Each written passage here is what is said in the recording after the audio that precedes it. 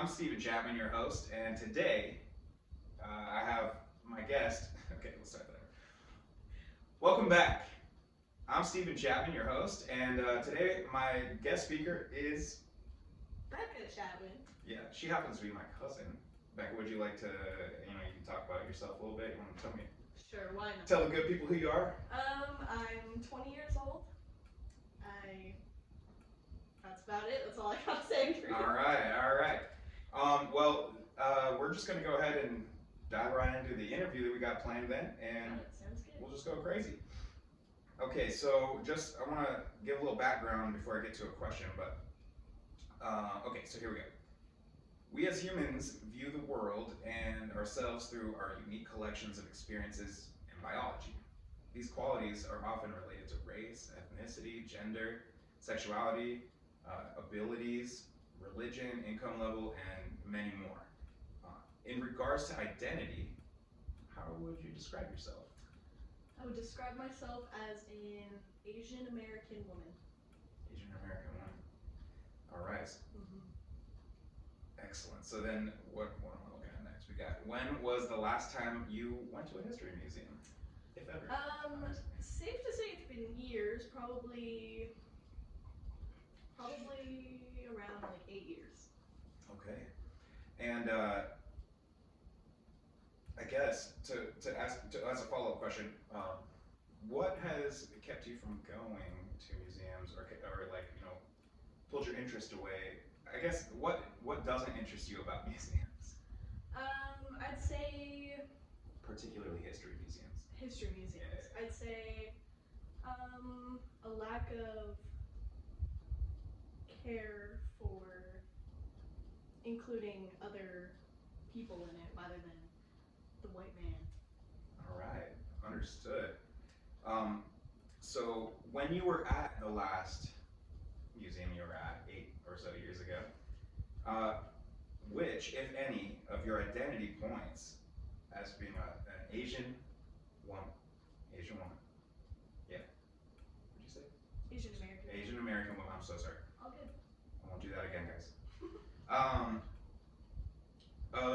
Which of those identity points were represented in the staff or stories told? I can't say I remember the staff, Okay. but I would say, unfortunately, probably none. Really? In Arizona. Yeah. I don't think that they really care for Asian history here, I would say. Yeah, I've seen like some small Right. things with. I have seen exhibits about the Japanese internment camps, Uh-huh. but that's like one portion of Asian history that to me seems almost apologetic than Right. anything else. But what about being a woman? Do you feel like there was a good representation of women?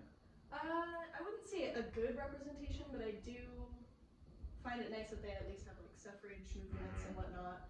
But I feel like that might be about it. Yeah. What I can remember. Okay. Well, shoot. So how important do you think it is for a museum to represent the entirety of the community that it serves? I think it's super important. Not being a white man, I've seen, like in media, let's say, I feel like mainly what I see is white, man, straight, Yeah. Right. I think it would just be nice to see myself in history rather than something that isn't me. Exactly. Right. So, okay. Wow. And I guess that's a interesting point too, because I have to say, like, growing up and being a totally like white cisgendered Right. male, I've never even had to really think about any of that stuff. You know what I mean? And so only in the last few years since I've been at ASU, I've like kind of been facing some of that. Not facing it. It's more like just aware. Yeah. And so, it's just like it blows my mind that people can be, I guess, going to a museum or watching movies or commercial, anything, and not even really seeing who they are represented as heroes, examples, whatever. But okay, so I got a little statistic I want to throw out at you.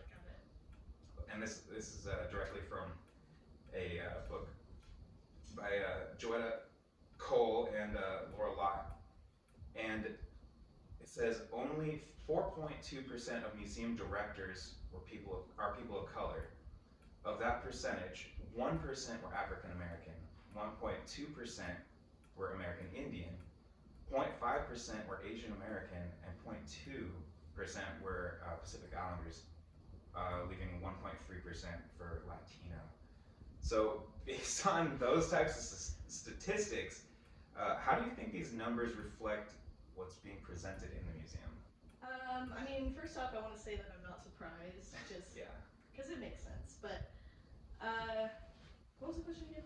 Oh, just how do you think that these numbers reflect what's being presented in the museum? So, I mean, obviously, if they're a white, cisgendered, straight person, like all that, all they know, like you were saying earlier, all they know personally is that same thing. Like they haven't had, and it's not their fault. Like they just haven't had to be exposed to anything other than what they know. Right. And so, I mean, it's not really their fault if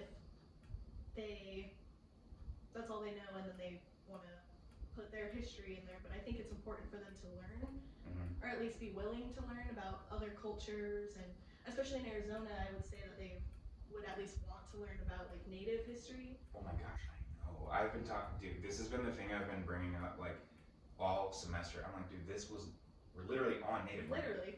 Like, I'm gonna be digging. All of our streets are named after like Native tribes and half of our cities and towns and stuff. Right. I mean, everything. So it blows my mind that there's not even much representation. In fact, did you know that like a lot of times, I don't know if it's I'd say most times, when museum curators are curating an exhibit, depending on the museum, you might not even hear about them communicating with the tribal leaders in the region. So they're telling their story without like talking to the original. Right. So they could be totally misunderstanding the whole thing. Yeah. Anyway, so yeah, I'm just like I'm surprised and a little bit shocked. I guess that's the same thing, but yeah, but okay. Well, let's see what we have here. So do you think? Okay, so yeah, based on those statistics I just was talking about, do you think that museums currently are in a good place to represent the whole community that they serve? Not really. I think that, I mean, at least every time I've gone, I don't think I've ever seen anything other than like American culture or just white culture, really. Right. And that's actually the craziest thing to me too, because like, I mean, if this is a history museum and it's the history of Arizona, you know, Arizona as a concept, sure, might only be like 140-ish years old, but the land people have been for living here for years. like people have been here for like at least 9,000 years. Right. Last I checked anyway, but I know that it's been a while since I've read about this, but they found all sorts of Paleolithic findings, like I think it was 9,000, it could have been 12, but I'm just err on the safe side, where they found them with like mammoth bones with cut marks and giant sloths and stuff, where they were right here, right, like under our feet. Walmart in Gilbert had a mastodon under its parking lot. When they were putting it in, they found it, and it's at the Mesa Natural History Museum. Yeah. Wow. Anyway. Didn't know about that. Yeah. So what I'm saying is we have such an extensive history. Yeah. And it's like, why are we forgetting about it? Why are we banking on the one? Yeah. Like. What makes sense? As soon as we became a state or whatever, like why does only from then on matter? Right. So I mean, and that's the thing, is a lot of these history museums aren't even focused on like since we became a state. It's more like since the concept of Arizona happened. They'll say like a little bit about indigenous stuff, a little bit about Spanish stuff, I just think it's not enough though. Like if we have the original tribes here, like their descendants, you know. Yeah. As long as they're still here, why aren't we talking to them about their history, that they have spoken word stories passed down generations? We can get the original stories and we just don't. I know. That's really sad. And that's the thing, it's like, well, we don't, or is it that we're choosing not to? Is it that the museum industry doesn't? Right. You know what I mean? Because I think a lot of us would be pretty happy to see a lot more inclusion in and for people to just walk in and like, you know, be comfortable and Yeah. like see themselves represented. Mhm. Anyway, let's see what I got going on here next. Okay, so this is just a quote. I wanted to talk about, like, okay, I'll just start with it. Museums are so trusted by the public that they often serve as institutions that can function as a community safe place, making museums the opportune place to learn, be entertained, experience new things, and socialize. Now, there's multiple examples of museums being considered as the most trusted institutions in the world. So based on that, what would you say, like on a scale of 1 to 10, how much do you feel like you trust museums? I guess to tell the truth. Yeah, well, like what we're saying, if we're not getting the original stories from people, I mean, they're only as true as they think they are, if that makes sense. Damn. Because That's the answer right yeah, there. It's I just true don't as they think that think they're they are. 100% truthful. Like, Yeah.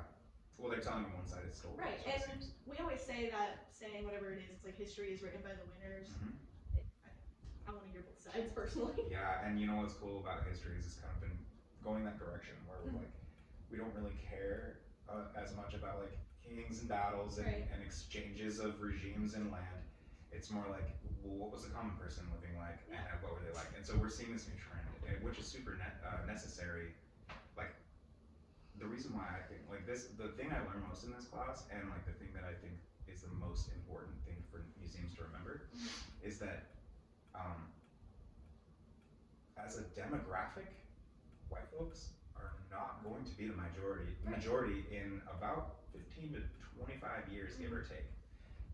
That's really soon, and at the same time, most of these patrons who are paying for museum to stay open, or what they call them, members, you know, the museum members, it's hard to not find an old white person who's a member. Maybe I'm wrong about that. I don't know. I haven't looked at the list, but it's just like, anyway, it's just, yeah. Yeah. So based on like this interview so far, has a number of how you trust museums changed at all? I feel like honestly it's gone down. I don't think that I've really like had to think about museums really in the past, or like how truthful I think what stories they're telling are, because I haven't been there in a while. But yeah, I would have to say it probably has gone down. Yeah. Well, I didn't mean to do that, but you know, I'm trying to talk about some harsh realities here. Let's get it back up. Okay, so final round of questions anyway, but so according to the Arizona Historical Society website, there are currently 16 members on the board of directors. Of those, only 25% are women, and they are all white and at least 40 years old, meaning, and I was being generous because I'll tell you what, I was guessing when I was on the website, they didn't say their ages or anything. And I was guessing their ethnicity. Based on photos. Based on photos, and even the ones without photos, I went and Googled them until I found one, and every single one of them at least appeared to be white. Right. And every single one of them at least appeared to be at least 40, and that was, like I said, being nice. So, in response to that, I guess my question is, how do you think that these board of directors demographics affect the way our museums tell the story of Arizona?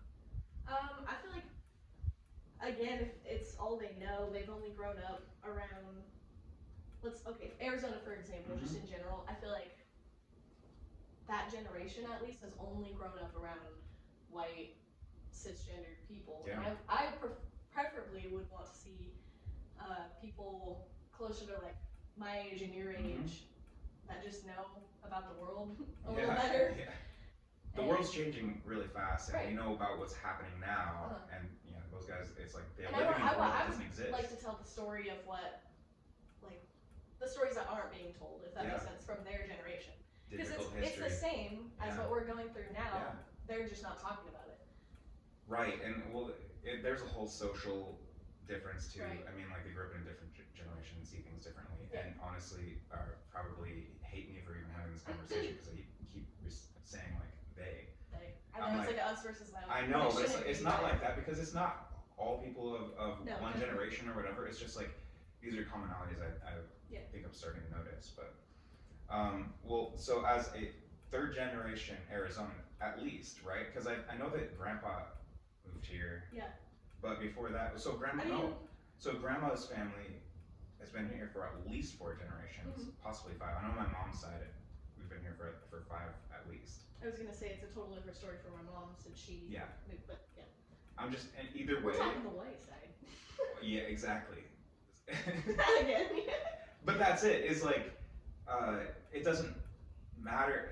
It's so funny because I feel like people look at others and they're like, okay, well, you're not like, you're not OG Arizonan. Right. And like we've lived here for our whole lives, and then in the last only 10 years or so, people have been just moving in like crazy, and so it's a common question: where are you from? Where are you from? Where are you from? Right. And it's like weird to be native anymore, like a native Arizonan. Like, oh, born and raised here. Right. So like we're some of the old school Arizonans, but so okay, what was it? Like as a third generation. You kind of already answered that question. So I guess I'll just ask these last easy ones. But like, what kind of staff would you like to see working at a museum? Well, I don't know what they currently have now, but I would like to see probably younger people more interested in like learning, if that makes sense. Like they want to learn while they're there, and they don't have all the knowledge. They're young.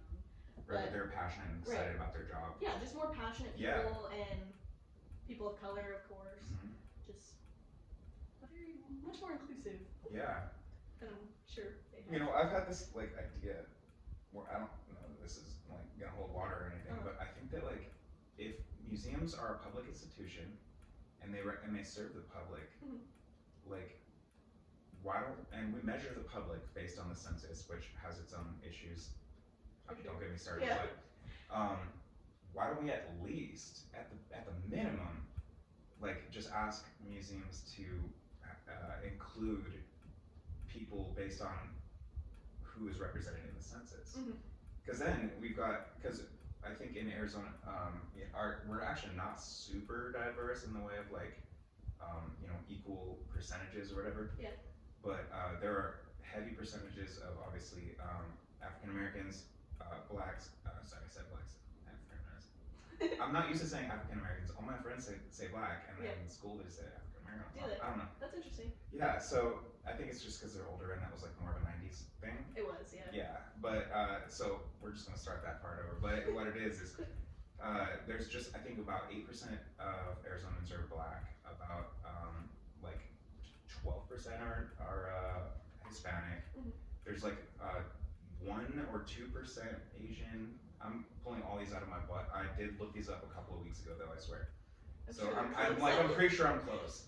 But and then also a good like obviously a large percentage of Native Americans who were here before any of us. Just haven't left. Yeah. Basically.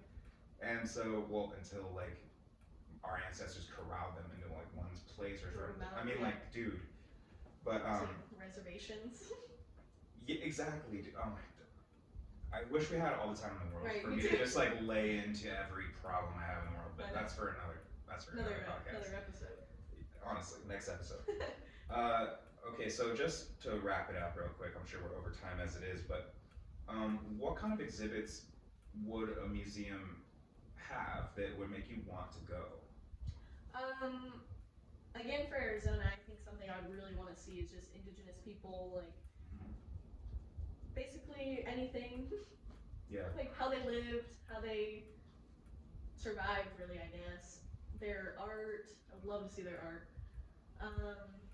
Social aspects, like different levels of tribes, just anything. I'm getting my mind blown in my history and anthropology classes this semester because of the incredible, like colorful history of, I guess prehistory, so it's technically anthropology at this point. And that's kind of where museums intersect, is like anthropology and history. So, the intricacies of Native American culture. For sure. That was, pre-American. I think the colors are beautiful, especially the last so many years. Oh my god, after we're done here, I'm going to show you some pottery that grandma gave me. I know. She gave you? They're all busted up, so it's Still, nothing. I'll show you. Yeah, for sure. But yeah, you guys wish, but you know, maybe on another episode. Okay, finally. So this is a podcast geared towards the board of directors, so that they can maybe like give them a little bit of insight. They're gonna be mad at some things. No, they'll be fine. They'll be turning in their graves over it before we know it. But is there anything you'd like to say to the board of directors of the Arizona Historical Society of the Arizona Historical Society, who are in charge of dozens, if not 100 plus museums? I definitely would just want to say that I hope that someday soon they'll be able to open their minds and their hearts just to other cultures, and not necessarily, I'm not trying to attack them here, but I know that all they've had to be around is the same as themselves, basically. And I just hope that they'll be willing to learn about other cultures and generations, and I don't know, hopefully change museums for the better. Hell yeah.